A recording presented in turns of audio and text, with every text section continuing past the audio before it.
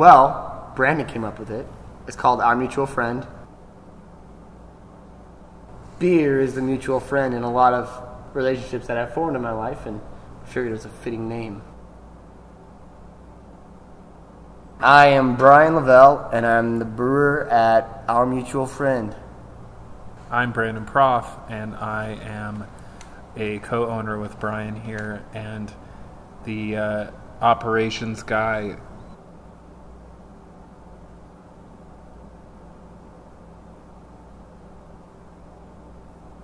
Both Brian and Andrew met and homebrewed before I met them, and then I met each of them at different house parties, and we hit it off talking about brewing, so it just kind of made sense. And then we found out after the fact that it was a Charles Dickens novel.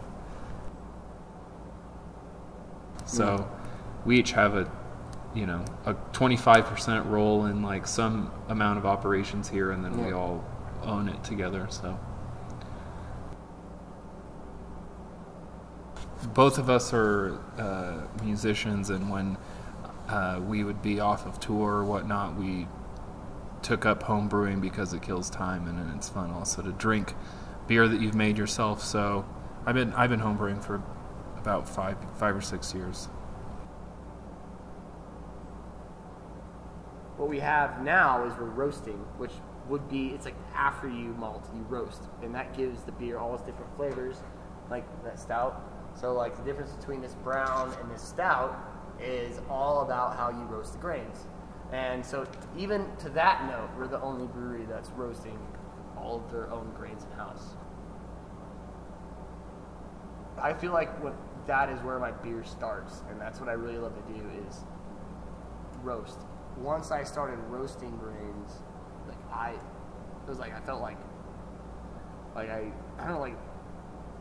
beer god. Not because I was so awesome, but just because I felt like I could do whatever the hell I wanted, and I'm in complete control of everything, and that felt awesome. And so that's why, so I got into it because of that, and I stuck with it because I love the culture behind it. I love the idea that every time I make beer, I'm doing something that humans have been doing for thousands of years, and it just connects me back to like what we've been doing as a species, making freaking beer everywhere, like in the whole world. And and then that's really what drove me to move back and start malting and roasting myself too. When everyone's trying to be the craziest brewery in town, where do you go from there? The fun thing is, we can make our own ingredients, and instead of having to be in this market of who has the craziest beer, we can kind of be the guy sitting back and saying, well, hey man, our beers are 3.5% to 6%, and there's nothing super crazy about them, but that roastiness, that fresh malt is just it's a different tasting flavor. It's a kind of a community supported thing. We're a neighborhood brewery. We would love people from all around the world to come here and try out what we're doing. But when it all comes down to it, we're really wanting to serve the people that'll be here regularly. And so that's where the main appeal is, because we're right in the middle of it. Yeah.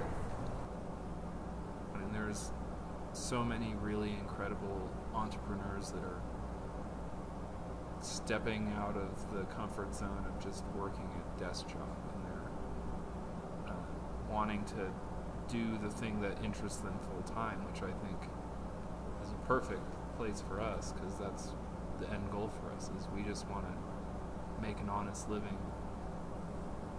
making beer and hanging out with our friends.